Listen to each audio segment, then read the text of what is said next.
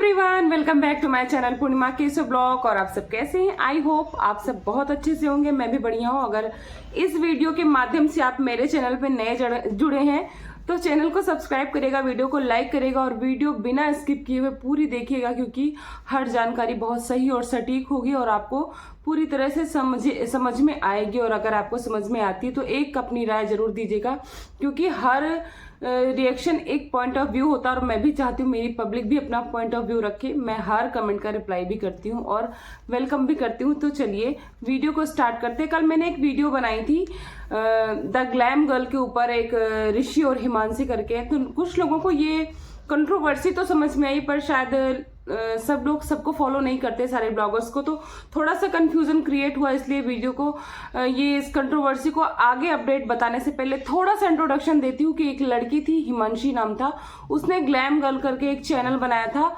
Before marriage, शादी के पहले। और उसका चैनल अच्छा खासा मिलियंस में सब्सक्राइबर थे, चले चलाए चैनल थे। और उसके बाद उसकी शादी होती है ऋषि से, और उसके बाद ऋषि को ब्लॉगिंग पसंद होती, पर जो ग्लैम गर्ल का चैनल था उसमें मेकअप और मतलब अपनी पर्सनालिटी डेवलपमेंट मतलब ग्रूमिंग टाइप का चैनल था। तो उस चीज़ों को अपडेट करती थी, स्टाइलिंग वगैरह सिखाती थी। लेकिन अपने हस्बैंड की इच्छा के लिए, अपने हस्बैंड की चाहत के लिए उसने अपने चैनल को कन्वर्ट कर दिया ग्लैम कपल के नाम से, और काफ़ी अच्छा चैनल चल रहा था। लेकिन इनकी हरकतों की वजह से, यानी ऋषि की हरकतों की वजह से कुछ ऐसे बीच में चीजें आई जो मैं अभी अपडेट करूंगी। तो इस चैनल को बाद में जब सेपरेशन हुआ तो अभी बीइंग ऋषि करके इस लड़के का चैनल चल रहा है और ग्लैम गर्ल के नाम से फिर से उनका चैनल कंटिन्यू हो चुका है। तो चलिए अभी मैं बताती हूँ कि इसकी अपडेट क्या चल रही है। जो इनका 8 तारीख का वीडियो आया था, किसका? ऋषि का। इसमें इन्होंने अपने आप को अतुल सुभाष और पुनीत से कंपेयर करके बोला था कि मैं उसमें चला जाऊंगा। फिर बाद में इन्होंने थोड़ा सा करेक्शन भी किया था कि सब लोग उस तरह के नहीं होते हैं कि ऐसा कदम उठाएं, अपने लिए लड़ना चाहिए, जीना चाहिए और चीजों को आगे अच्छे से सेटल डाउन करना चाहिए। पहले इन्होंने बोला कि लड़कियां बहुत ऐसी हैं जो लॉज को अब्यूज करती। इन्होंने लॉ को भी गलत बताया, पुलिस को भी गलत बताया, और पुलिस प्रशासन, कानून, वकील सबको गलत बताया। मैं बताऊंगी कैसे कैसे। तो इन्होंने बोला कि बहुत सारी ऐसी लड़कियां हैं जो लॉ को अब्यूज करती, जो उनके फेवर में बनाया गया है उसका मिस यूज करती हैं। तो हाँ, ये सच है, इस बात को मैं मानती हूं, पर आप बहुत सारी को हवाला देके सबको शामिल नहीं कर सकते हो, ये गलत है। आज भी बहुत सारी ऐसी चीजें जो रियल में प्रताड़ित हैं उनको तो कोई न्याय मिल ही नहीं पाता है। उनका केस कचहरी कोर्ट क्या, एक पुलिस थाने तक नहीं पहुंच पाता है। बहुत सारी की तो मायके वालों को नहीं पता चल पाता है कि लड़की किस सिचुएशन में है, क्योंकि डिपेंड करता है उसका मायका का बैकग्राउंड कैसा है। कभी कभी लड़कियां इतनी कंप्रोमाइज, इतने सेक्रीफाइसेस कर जाती हैं कि बताती ही नहीं है। तो आप सबको मत समेटो, बिल्कुल गलत है। और बोला कि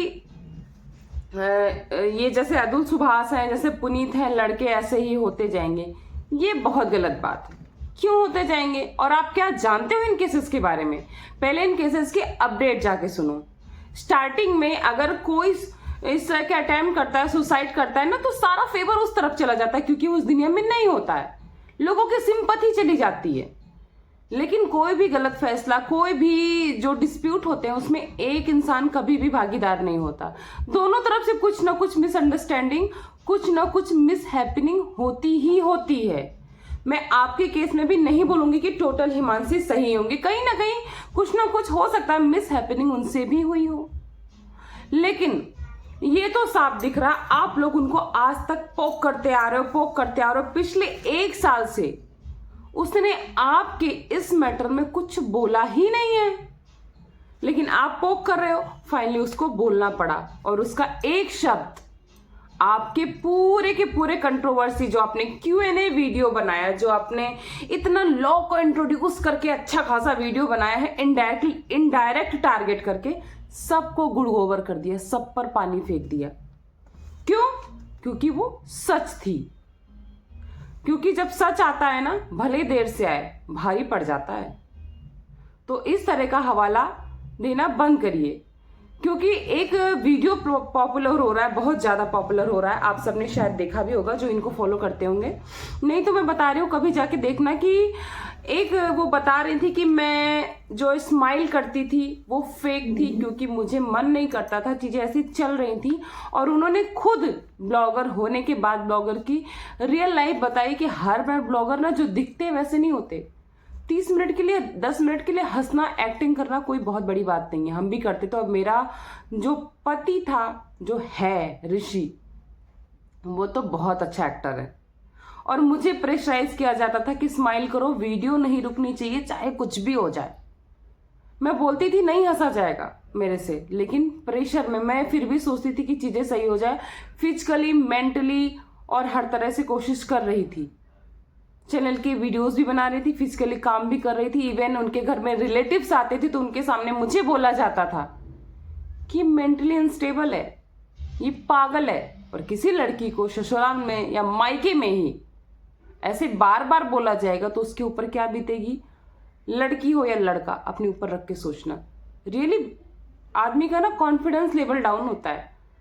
जो एंजाइटी वो बता रही एंजाइटी में थी वो अभी भी है, वो दिख रहा है, होता है ये चीजें।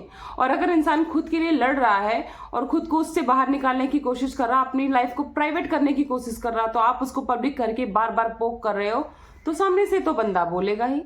फिर आपको मिर्ची क्यों लगती है? जो इनका Q&A का वीडियो था 8 तारीख वाला, उसमें इनके पिताजी भी बाकायदे बैठे हैं और बात कर रहे हैं, लॉ को कोस रहे हैं कि ऐसे लोग, ऐसे करप्ट वकील हैं जो अपना पॉइंट बनाने के लिए अलग अलग तरह की धाराएं लगाते हैं। पुलिस होती तो मैं बता दूं, मैं मानती हूँ बहुत सारे करप्शन है हमारे प्रशासन में, लेकिन हर पुलिस, हर वकील ना तो करप्ट है। तो आप पूरे को एक ग्रुप में डाल के करप्शन में नहीं शामिल कर सकते। दूसरी बात ये कि आपने संस्कारों की बात की अपनी बहू के लिए कि बहू के मायके वालों ने क्या संस्कार दिए हैं, तो चलिए वो संस्कार की बात बाद में करेंगे, भी बहुत सारी चीजें सामने आना बाकी। पहले आप बताओ, आप संस्कार क्या दिए अपने बेटे को? क्या संस्कार दिया आपने कि एक साथ बीवी के रहते हुए मल्टीपल रिलेशन बनाओ? ये संस्कार थे आपके। इसके बारे में भी बताऊंगी ऋषि ने क्या बोला था, जबकि उसने कंसर्न भी किया था। ये शॉर्ट्स मैंने जो बताया वायरल हुआ है कि अगर मैं ये YT पे चैनल सेपरेट कर लूंगी तो तुम कैसे कमाओगे? तो उसने बोला क्या मैं जीता नहीं था अकड़? क्या मैं शादी के पहले नहीं जीता था? मैं कर लूंगा, क्योंकि उसको पता था कि कहीं ना कहीं इसके थ्रू फेस तो फेमस हो ही गया है। अब उस फेस को और फेमस करने के लिए इस कंट्रोवर्सी को पब्लिक करना पड़ा इनको, अदरवाइज कैसे फेमस होते? उसने तो अपनी पूरी लाइफ प्राइवेट कर रखी थी ना, प्रोफेशनल और प्राइवेट में काफी अच्छा डिस्टेंस मेंटेन किया था और प्रोफेशनल लाइफ को ब्रेक भी किया था अपनी चीजों को सही करने के लिए।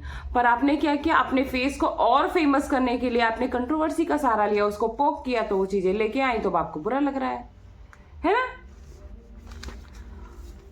और क्या बोल रहे थे, मैं एक बात और बताती हूँ।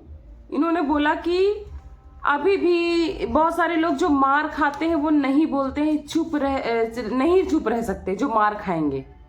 जी हाँ, चुप तो नहीं है, उसने तो फिजिकल वायलेंस का केस डाला है ना आप पे, कहाँ है चुप? इसका मतलब आप अपनी बात में फंस रहे हो। आपने उसके साथ फिजिकल वायलेंस आप लोगों ने किया है, तभी तो आप कह रहे हो कि चुप नहीं रहते, तो वो चुप तो है भी नहीं ना। और अभी भी बहुत सारे लोग हैं ऐसे टॉक्सिक रिलेशनशिप में जहां लड़कियां रोज, कभी कभी नहीं, डेली रूटीन है उनका, मार खाती हैं, पी के आते हैं, हस्बैंड मारते हैं, पीटते हैं। और तो और ससुराल वाले भी कोई फेवर नहीं लेते लड़की का, बोलते ठीक है वो तो मर्द है, वो तो पी के खा के आया, तुम ही शांत रह जाओ, मायके मत बताना। और लड़कियां करती हैं कंप्रोमाइज या बताती भी हैं, तो मायके वाले इतने वीक होते हैं फाइनेंशियली भी और हर तरह से, सफर करती हैं, कर ले जाती, पूरी जिंदगी बिता देती हैं, पूरी जिंदगी। तो ये तो सच है कि जिसको न्याय की जरूरत उसको न्याय नहीं मिल पाता। तो ये चीज का हवाला आप अपने केस में तो ना ही दो, क्योंकि आप दिख रहा है आप लोगों में से कोई इतना सीधा तो है नहीं, और लोगों को जागरूक कर रहे हैं कि आप अपने केस को सामने लाइए, अतुल और पुनीत मत बनिए। आपने क्या लाया सामने, आप पहले ये बताओ। आपने एक भी रीजन बताया कि आपका ये केस लीगल क्यों हुआ, आपके बीच डिस्प्यूट क्यों हुए, आपके बीच क्या मिसअंडरस्टैंडिंग थी। लोगों को जागरूक करने से पहले आप जागरूक हो, दिखाओ कि आपकी चीजें क्या है, क्यों आप ऐसे किसी को ब्लेम कर रहे हो। और मैंने पहले भी बहुत सारे वीडियो में बोला है कि ये जो ब्लॉगर्स हैं, सो कॉल्ड ब्लॉगर्स, इनके लिए चाहे आंसू हो, चाहे रोना हो, चाहे हंसना हो, शादी, डिवोर्स, चाहे घर के फाइट हो, चाहे घर का खाना हो, सब कुछ कंटेंट होता है। Everything is content for them. तो ये सब भी इन सबके लिए कंटेंट था। और उन्होंने बोला कि यूट्यूब पे वीडियोस रुकनी नहीं चाहिए, चाहे वो स्माइल फेक हो और चाहे ओरिजिनल हो, क्योंकि भैया सबको पता है यूट्यूब से अच्छी अर्निंग आती है, लाखों की अर्निंग आती है, करोड़ों की अर्निंग आती है, अगर आपके व्यूज अच्छे जा रहे हैं तो। और अब सबसे खास बात जो मैंने स्टार्टिंग से बोली कि ऐसा पॉइंट बोला है उस लड़की ने जो कि इनकी पूरी की पूरी वीडियो पे पानी फेर देता है, जो कि ऋषि ने उससे बोला था। किस बात पे? जब वो हमेशा फॉरेन ट्रिप जाता था, तो फर्स्ट टाइम जब बोला गया कि ये क्यों, तो उसने क्या बोला कि थोड़ा मुझे स्पेस चाहिए। चलो दे दिया स्पेस, जाओ। लेकिन बार बार ऐसा कौन सा स्पेस चाहिए, कौन से स्पेस पे आप जा रहे हो? तो जब बार बार ये चीज ऑफन होने लगी, एक बार, दो बार, तीन बार, हर 6 महीने पे, और वो भी कहाँ? थाईलैंड, बैंकॉक, पटाया, जहाँ की आप सबको पता है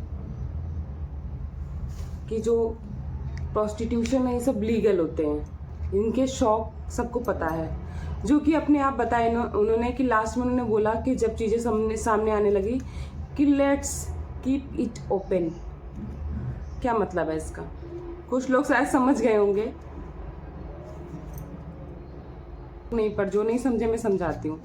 ये एक ओपन मैरिज की डिमांड कर रहे हैं, जिसमें लड़का कुछ भी कर सकता है, किसी के साथ भी रिलेशनशिप, फ्लर्टिंग कर सकता है, किसी एक साथ मतलब बीवी के रहते हुए कई सारे रिलेशन बना सकता है। अच्छी बात है। एब्सोल्युटली बुलशिट, रबिश, कितनी गंदी हरकत है ये।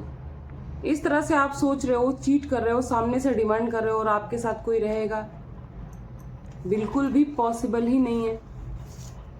तो इस तरह की चीजें करने के बाद ये बंदा अपने आप को कंपेयर किससे करते हैं? अतुल सुभाष से। आप सब बताना, आपको इस केस में कौन सी पार्टी गलत लग रही, कौन सी पार्टी सही लग रही है? चलिए, और फाइनेंशियली सपोर्ट किया था, आपको सबको पता है, उसके पास एविडेंस है, क्योंकि आजकल जो भी फाइनेंशियली ट्रांजैक्शन होते हैं यूपीआई, फोन पे या फिर किसी भी ऐप के थ्रू ही होते हैं। कोई बैंक में जाके नई चीज़ें करता। मनी ऑर्डर की भी चीज़ें बहुत कम हो गई हैं, बहुत रेयर केसेस में ये मनी ऑर्डर वगैरह भी किए जाते हैं। तो उसके भी सबकी एविडेंस है उसके पास। उसने बोला जितनी भी चीज़ें मैं बोल रही हूँ विथ एविडेंस बोल रही हूँ, विथ सॉलिड प्रूफ है मेरे पास। इसके बाद अभी तक तो भाई साहब की कोई भी वीडियो नहीं आई है। देखते हैं अब ये कौन सी रचना रचते हैं या किस मोड पे ले जाके वीडियो को सामने लाते हैं। हम लोग भी वेट करते हैं और आपको ज़रूर अपडेट करेंगे। आप ज़रूर बताना आपको ये वीडियो कैसी लगी और आपको कौन सी पार्टी में लगता है कि ये सही है या गलत है। चलिए वीडियो को एंड करती हूँ, मिलती हूँ आपको नेक्स्ट वीडियो में। तब तक के लिए अपना खूब सारा ख्याल रखिए। थैंक्स फॉर वॉचिंग पूर्णिमा की ब्लॉग। Bye bye.